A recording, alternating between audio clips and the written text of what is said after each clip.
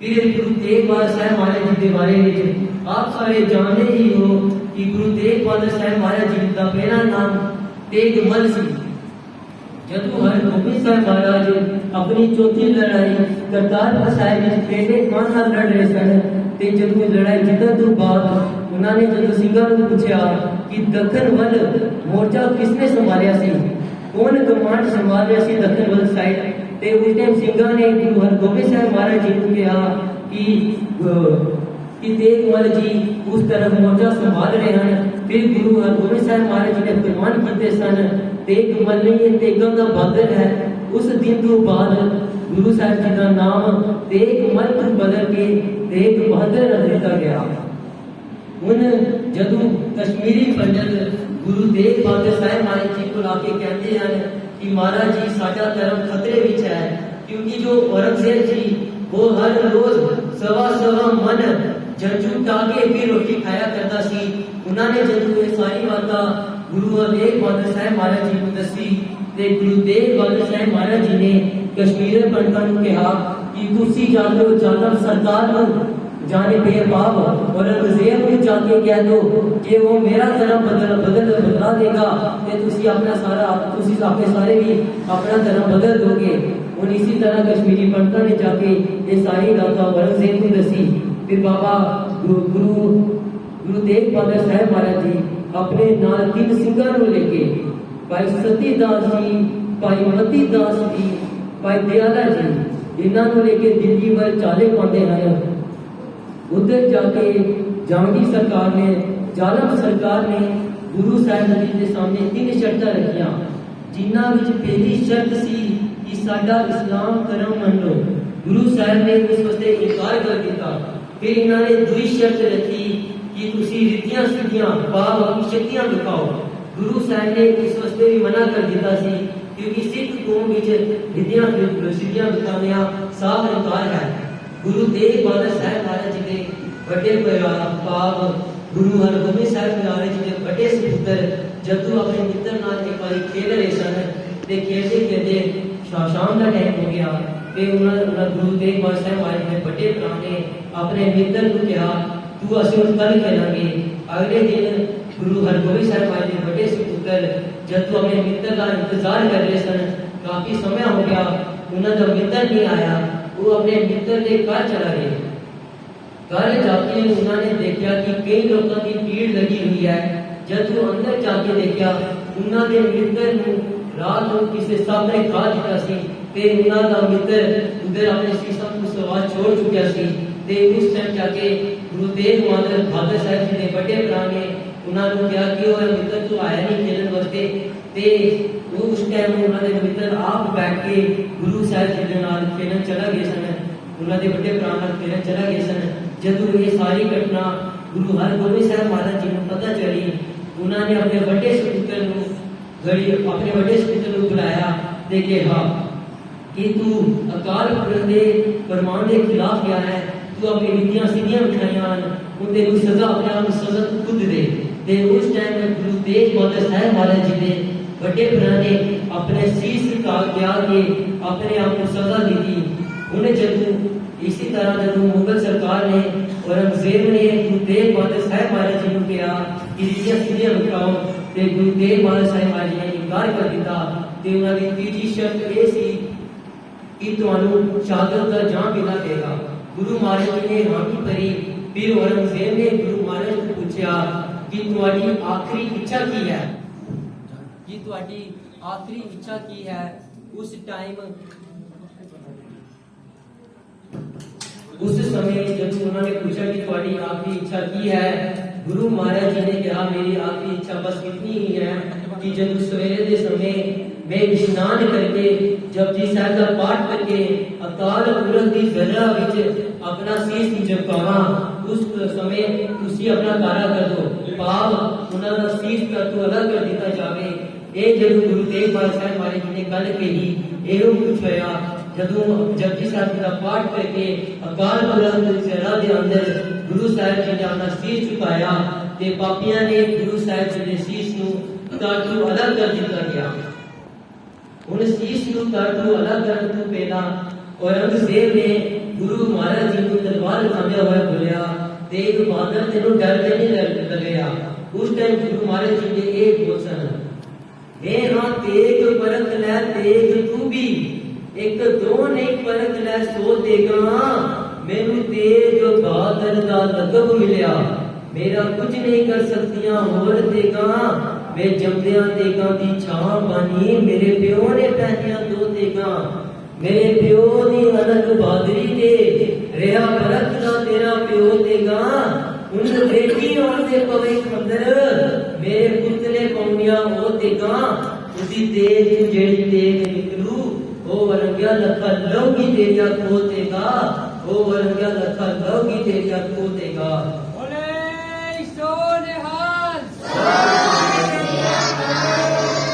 इसी तरह 1675 विच गुरु तेग बहादुर साहब महाराज जी ने शहादत का जाम दिता। उन्हें जब भाई जैता जी ने गुरु तेग बहादुर साहब महाराज का शीश किसी तरह भी उठा चुके अनंतपुर साहब लेके आए।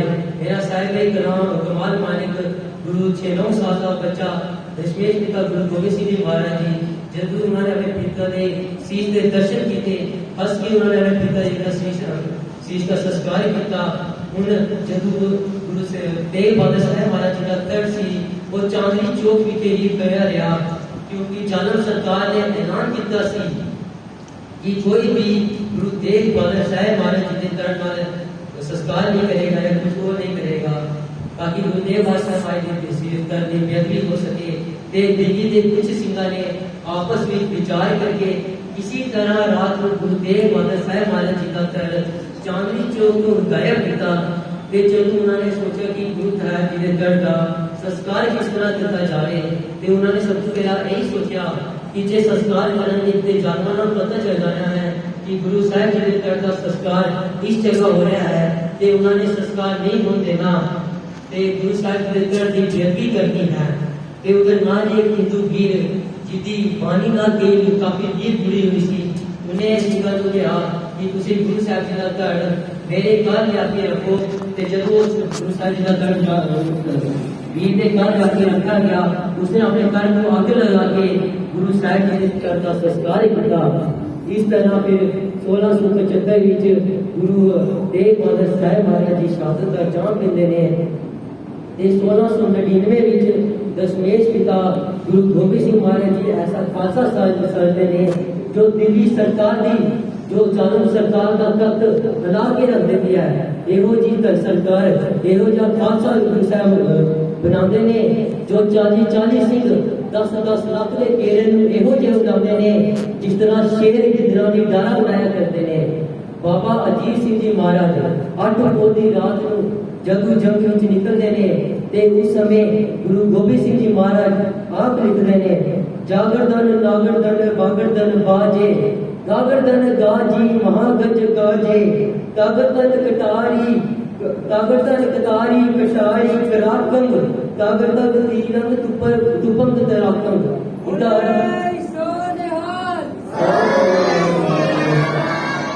जागरदन का अर्थ है झगड़ा हो गया है। जागरदन नागरदन बागरदन बाजे, जागरदन झगड़ा हो गया है, नागरदन बागरदन बाजे, नगाड़े बजना शुरू हो गया है। गागरदन गाजी महागज गाजे, सूर में सिंह जंग विच जाके गरजना शुरू हो गए, गज के मुगलों के ऊपर उन्होंने हमला बोल दिया है। तागरदन कतारी कटारी कराकम, कतारी कटारी इस शस्त्र के नाम है, मतलब ये कतारी हो गया तलवार से कटार हो गया हाथों में पान गई, वो वजह टाटा करना शुरू होगी, एक गोलियां चलना शुरू हो गया। ये दशमेश पिता महाराज जी ने आप से किया। उन इसके बाद बाबा दीप सिंह जी महाराज जिन्होंने गुरु गोबिंद सिंह साहब महाराज जी को अमृत छकिया बानी सुनी, तो जब गुरु बाबा दीप सिंह महाराज जी ने माता पिता ने गुरु साहबान को लाके बोलिया कि सानू साडा दीपा दे दो, ते उस टाइम गुरु महाराज जी ने कहा सी दीपा नहीं मेरा बाबा तो मेरा दीप सिंह है। फिर उन्होंने दीप सिंह बाबा दीप सिंह जी को कहा कि तुसी जाओ ते जाके पानी नाल अपने दीप जोड़ो, एक पानी की कथा विचार करो। इस तरह बाबा जी अपने पिंड वापिस चला गए। उन्हें जब जमकोर की गली छोड़ के दसवें पिता गुरु गोबिंद सिंह साहब महाराज जी जा रहे हैं, जो एक खत बाबा दीप सिंह जी को मिलता है वो भी रस्ते बाबा गुरु साहब जी के नाल जुड़ जाते हैं। फिर एक जगह रुक के गुरु गोबिंद सिंह साहब महाराज कुछ सिंगां ਨੂੰ ਕੇਸਗੜ੍ਹ ਸਾਹਿਬ ਭੇਜਦੇ ਕੇਸਗੜ੍ਹ ਸਾਹਿਬ ਭੇਜਦੇ ਹਨ कि गुरु ग्रंथ साहब महाराज जी का स्वरूप लेके आया जाए ताकि उधर गुरु साहब महाराज जी स्वरूप का प्रकाश करके संतां नाल जोड़िया जाए। लेकिन जदों सिंह उधर स्वरूप मंगन गए ते उस केस करते जरा हेड सी मुखी सी उन्हें स्वरूप देने से मना कर दिया। उन्हें क्या जे गुरु गोबिंद सिंह साहब महाराज नानक के 10वें अवतार हैं तो वो आप ही गुरु महाराज जी ने स्वरूप निकले। इस तरह गुरु गोबिंद सिंह महाराज जी ने अपने नाल भाई मनी जी ਨੂੰ ਭਾਈ ਮਨੀਦਾਸ ਜੀ ਨੂੰ ਤੇ ਬਾਬਾ ਦੀਪ ਸਿੰਘ ਜੀ ਤੇ ਕੁਝ ਹੋਰ ਸਿੰਘਾਂ ਨੂੰ ਲੈ ਕੇ 11 ਮਹੀਨੇ ਕੁਝ ਦਿਨ ਲਗਾ ਕੇ ਸਰੂਪ ਤਿਆਰ ਕੀਤਾ। वो स्वरूप तैयार करते करते बीच में एक लाइन ऐसी जो को प्रेम खिलन का चाहो सिर कर तली गली मेरी आओ तुम्हारे कोई पैर करी जाए सिर दी जाए काम ना की जाए। जदू एक पंक्ति बिचाई ते गुरु बाबा दीप सिंह जी महाराज गुरु गोबिंद सिंह महाराज कहने लगे महाराज जी यो जा भी कुछ हो सकता है सुनने लग रहा है कि यो जा कुछ नहीं हो सकता। उस टाइम गुरु दशमेश पिता जी ने फरमान वचन सन कि जे तू बानी दे शब्द किया है तू सवाल किया है ते गुरु नानक तेरे तो ये सेवा लेगा ते उन्हें कुछ होया। जदू दरबार साहिब जी की बेअदबी की गई जानवर साढ़े स्लोगन दरबार साहिब का टेक किया गया साढ़े स्लोगन को इतना कर दिया गया। उस टाइम में 70 साल का बुजुर्ग बाबा दीप सिंह जी महाराज जवानी भी कई जगह पे लड़ते थे लेकिन वो बाबा दीप सिंह जो 70 साल की उम्र विच 18 शेर का खड्डा पकड़ के जंग भी उतरिया तरन तारण साहब को लाके जंग हो जाती है। बाबा जी ने जंग लड़न ਨੂੰ ਪਹਿਲਾਂ ਕਰਨ ਕੀਤਾ ਸੀ ਗੁਰੂ ਮਹਾਰਾਜ ਦੇ ਸਾਹਮਣੇ ਅਰਦਾਸ ਕੀਤੀ ਸੀ कि जदों तक दरबार साहिब जाके पापियां दे चंडे नहीं कुटणगे तदों तक अपने शीश में छोड़ेंगे ते जदों आके बाहर हो जाता है जंग हो जाती है रस्ते में जाके कई सूरमे बाबा जी मारते हुए आगे सबको खतरनाक सूरमा आ जाता है जल सूरमा आ जाता है। बाबा जी एक वार करते हैं वो बचा लेता है वो वार करता है बाबा जी बचा लेते हैं। इसी तरह काफी समय चलन के बाद साझा वार हो जाता है। बाबा जी का वार उसको बचता है उसका गर्दन अलग होके डिगती है ते बाबा जी का खड्डा जिसमें बचता सी ना उसका शीश पानी में होगा सी उसी टाइम मर जाता है छेती शहीद हो जाता है। ते जब बाबा दीप सिंह जी महाराज का शीश सर तो अलग होता है लोगों का कहना है उस टाइम होनी खिला के हंसती है ते बाबा दीप सिंह जी को कहती है दीप सिंह तुझे क्या सी कि सिंह मेरे खाजे नहीं है कहते क्या सी कि सारे ही मेरे खाजे हैं तू अमृत थके झूठ बोले तेरे शर्म नहीं आती। उस टाइम नाल एक सिंह खड़ा सी भाई तन्ना सिंह उसने कहा कि बाबा दीप सिंह जी का बाबा जी का की बिगड़या है ते उसी टाइम आवाज आई चाहे ये आसमान नीचे आ जाए चाहे धरती पलट जाए पानी अपनी जगह छोड़े चाहे धरती फट जाए लेकिन ऐसा नहीं हो सकता कि कोई सिर्फ अपनी जवान से मुकर जाए। ये बोल के अपने खब्बे हाथ से सिर चुके सजे हाथ में 18 शेर का खड्डा पकड़ते हुए वो मुगलों पापियां लोहे के चंडे चबाते हुए दरबार साहिब पूछ के मुगलों के चंडे पट के उधर अपना शीश सवाया अपने बच्चे उधर पूरे किए हैं। उन्हें दमदमी टकसाल के 14वें मुखी संत बाबा जरनैल सिंह जी खालसा पिंडरा वाले 20वीं सदी के महान योधे सिख नौजवानों की दिलों की धड़कन मरदे मुजाल बाबा जरनैल सिंह जी खालसा पिंडरा वाले उन्होंने दुनिया एवं नहीं याद करती। उन्होंने एक इतिहास सी उन्होंने बड़े भरा कैप्टन हरचरण सिंह जी दस रहे सन कि बाबा जी हले 3वीं क्लास में ही सन स्कूल पढ़ के आके चोला रख के लड़ते पै गए।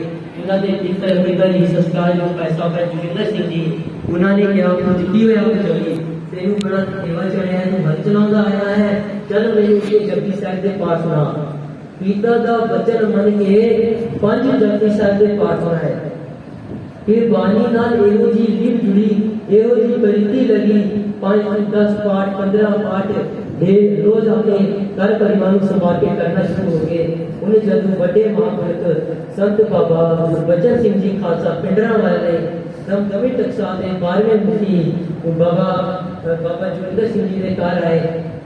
उन्होंने आके कहा बाबा जोगिंदर सिंह तेरे कितने पुजनियां हैं बाबा जी जोगिंदर सिंह जी ने कहा कि मेरे 7 पुजनियां हैं।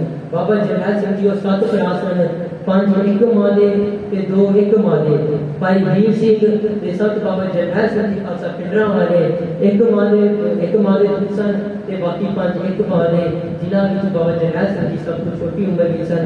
ਉਹਨਾਂ ਬਾਬਾ ਗੁਰਬਚਨ ਸਿੰਘ ਜੀ ਖਾਲਸਾ ਪਿੰਡਰਾਂ ਵਾਲੇ ਬਾਬਾ ਜਰਨੈਲ ਸਿੰਘ ਜੀ ਨੂੰ ਆਪਣੇ ਨਾਲ ਲੈ ਕੇ ਟਕਸਾਲ ਵਿੱਚ ਚਲੇ ਜਾਂਦੇ ਹਨ। ਉਹਦੇ ਬ੍ਰਹਮ ਗਿਆਨੀ ਦਾ ਗਿਆਨ ਦੇ ਕੇ ਉਹਨਾਂ ਨੂੰ ਬ੍ਰਹਮ ਗਿਆਨੀ ਬਣਾ ਦਿੰਦੇ ਹਨ।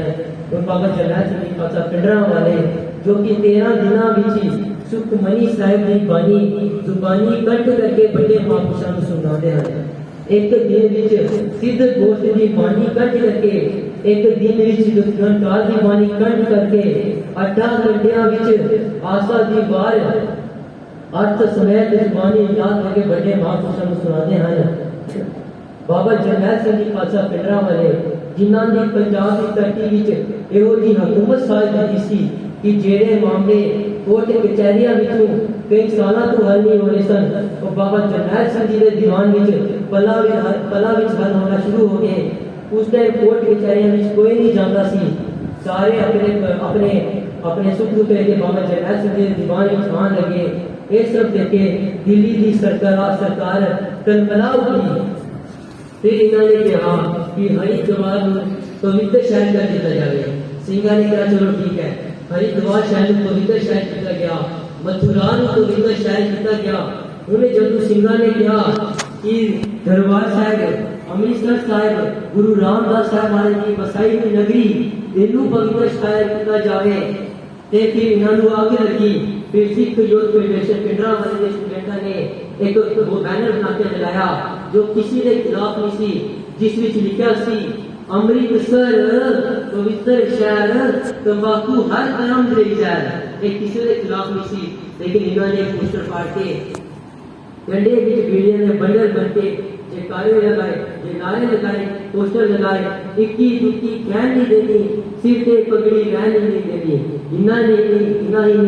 इन्होंने किसानी वीर जो कि अपना किसान को किसानी करके अपने घर वाल जा रहे थे, उदी पग लाई भी ते डंडे नाल लटकाई भी। जदों एक सारे घर होने बाद इन्होंने रेलवे स्टेशन जाके गुरु रामदास जी के घर को बट्टे मार के टाया गया। इतों बाद उन्हें जे कोई किसी की अनक नूं बंगारे ते उसका जवाब ना दे फिर बतान की किहो जी हुई। बाबा जरनैल सिंह जी खालसा पिंडरा वाले ने चैलेंज करके वो पग मंगाए। उन्होंने कहा जो 24 घंटिया के अंदर उस सिख की पग मेरे को नहीं पूछी गई तो पता नहीं फिर किन्ने ही सिंह की कड़ियां लगनियां। इसी तरह के मुकाबले बना के सिंघां नूं शहीद किया गया। 3 सिंह टीटी सिंह फिरोजपुर वाली साइड गोलियां नाल कट्टर किए गए ते अखबारां विच खबर दी कि टकसाल दे सिंह सी ते सेना सुट के भज रहे सी। बाबा जरनैल सिंह जी ने कहा ओ पापियो तुसी टकसाल नूं बदनाम करने वास्ते कितना झूठ बोलोगे। तुसी कहंदे टकसाल दे सिंह सन ते सेना सुट के भज रहे सन। उन्होंने कहा मैं अपने टकसाल दा एक सिंह करदा हां, जे तुहाडे सामने सेना सुट के भज जाए ते मैं अपनी सारी उम्मत तो पीछे हट जाऊंगा। एक जरूर फिर तेरा बंदी होती है। साडे पंजाब के बाकी स्टेटां नूं कनैक्शन तोड़ दिते गए, पानी के बिजली का सप्लाई तोड़ दिता गया। बड़ा पार्टी फुलका जनरल जेड़ा युवती बरार वो अपनी किताब विच आ लिखदा जेड़ी उसकी किताब दी true story of operation blue star कि सानू पिछू ऑर्डर दिता सी कि तुसी किसी दे कोल नहीं जाना, किसी दे कोल जान तो पहले उन्हें कटर करना है ते तुसी दरबार साहिब दे कॉम्प्लेक्स विच किसी दे बन्नू हमला कर सकते हो। ते उन्हां नूं ये भी सी आई सी कि संतां नाल कुछी सिंह हन जिन्हां नूं संत जी रात नूं 10 बजे सुनाते हैं ते सवेरे 2 बजे तक नाम ना जोड़ते हैं। उन्हां रात नूं साढ़े 10 बजे हमला किया गया दरबार साहिब ते साडी कौम नूं साडी नस्ल खुशी करने वास्ते बस साडे उत्ते जुल्म काफी जुल्म ढाए गए। 1995 91 तक ये सब दौर चलता रहा। साडे सिंघां दी शहीदियां होंदी गईयां। उन्हें कई आपस में तर्क करते हैं कि बाबा जरनैल सिंह जी को हथियार नहीं रखने चाहिए सन। गुरु हरगोबिंद साहब महाराज जी ने सानू शस्त्र के शास्त्र विद्या दी है ते गुरु गोबिंद साहब महाराज जी ने फरमान किया है बिना शस्त्र के सिंह नरंग पेड़ जानो, गैर कांता को किते न सिधानो। हरि मोर आज्ञा सुनो रे प्यारे, बिना शस्त्र के सिंह दियो ना हमको दीदारे। जदों अपने प्यो का हुक्म है कि बिना शस्त्र दे किसी को जिंदा नहीं देवांगा, ते निके जी देश के प्रधानमंत्री जे बाबे नूं कहंदे कि तू हथियार छोड़ के बैठ जा, ते वो अपने प्यो का हुक्म दे कहना दे लायक सी जो हथियार छोड़ के बैठ जाएगा। ते जे उनके ये भी कहते हैं कि उन्होंने संतान में दरबार साहब आके बैठे, तेरा दरबार साहब हमला किया गया। जे दरबार साहब के संत बैठे सन, गवर्नमेंट ਨੂੰ पूरी सीआईडी सी जी दरबार साहब के संत जी बैठे दे हैं, ते दूए से 37 और गुरुद्वारे के हमला क्यों किया खालसा जी, 37 और गुरुद्वारे के हमला क्यों किया? साड़ी नस्ल खुशी करना चाहिए सरकार ने, जो उन्होंने संतां ਨੂੰ ही मारना सी ते जो 3 जून की कर्फ्यू हटा के संतां ਨੂੰ अंदर आने क्यों दिता, ते फिर कर्फ्यू लगा के निके निके बच्चों ਨੂੰ क्यों दीवारों नाल मारा गया? जदों मां सीआरपी बने किसी बच्चे की मां सीआरपी बने को पानी मंगी सी कि मेरे पानी जो मेरे पुत्र प्यास हो गई है, तो वो पानी विच भी सिगरेट मिला के देते सन। इदों तुसी आप करो कि कितनी नफरत थी सारे खिलाफ।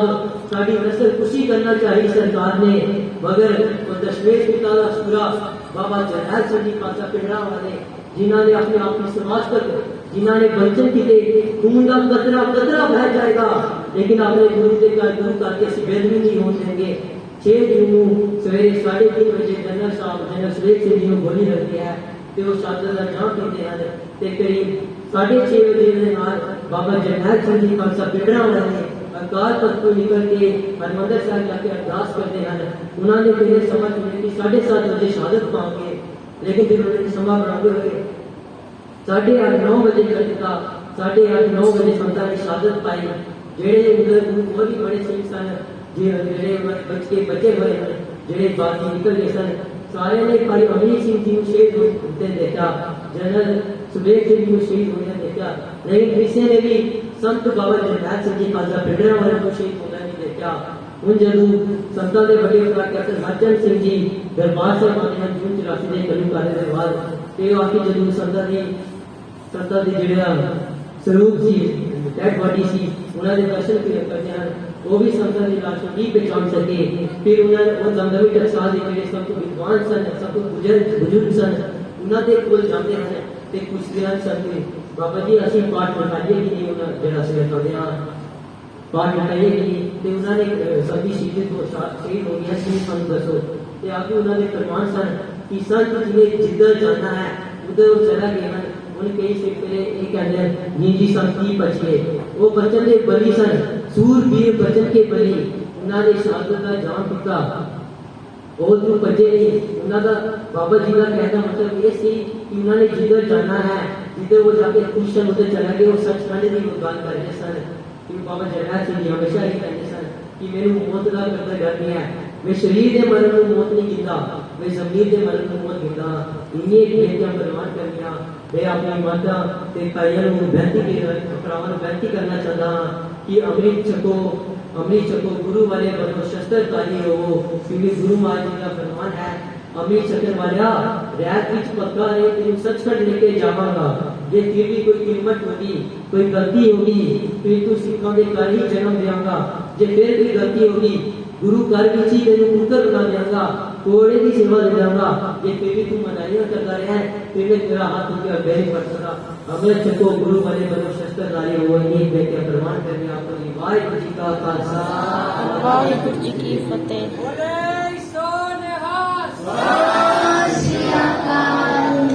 ਇਹ ਸਨ ਵੀਰ ਪਵਨੀਤ ਸਿੰਘ ਜੀ, ਜਿਨ੍ਹਾਂ ਦੇ ਜਜ਼ਬਾਤ ਭਰੇ ਵਿਚਾਰ